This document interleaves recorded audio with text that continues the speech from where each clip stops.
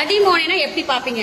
அடிமோனைனா இப்படி இப்படி பார்ப்போம். ஓகே. சீர்மோனைனா இப்படி இப்படி இப்படி பார்ப்போம். ஓகே. அதாவது அடிமோனைனா மேல இருந்து கீழே அப்படி சொல்றது. ஓகே. சீர்மோனை அப்படின்னா லெஃப்ட் டு ரைட். ஓகே சரி. அடிமோனைனா அன்பும் அச்சம். ஓகே. சீர்மோனைனா அன்பும் அறமும். ஓகே. இப்போ அடிமோனைன்னு சொல்லிட்டீங்க. அடிமோனையில எந்த எழுத்தை பாப்பீங்க? முதல் எழுத்து. ஓகே. சீர்மோனைனா? சீர்மோனைனா முதல் எழுத்து. அதுவும் முதல் எழுத்து தான். ஓகே. அப்ப அடிமோனைக்கு சீர்மோனைக்கு என்ன வித்தியாசம்?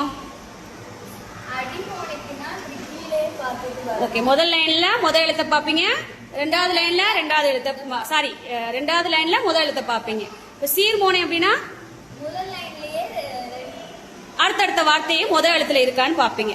ஓகேவா? ஓகே. அப்ப இந்த முதல் லைன் இருக்குல்ல, அதை ரீட் பண்ணுங்க. இந்த லைன்ல எத்தனை சீர் இருக்கு? எத்தனை சீர் இருக்கு? 3 சீர் இருக்கு. ஓகே.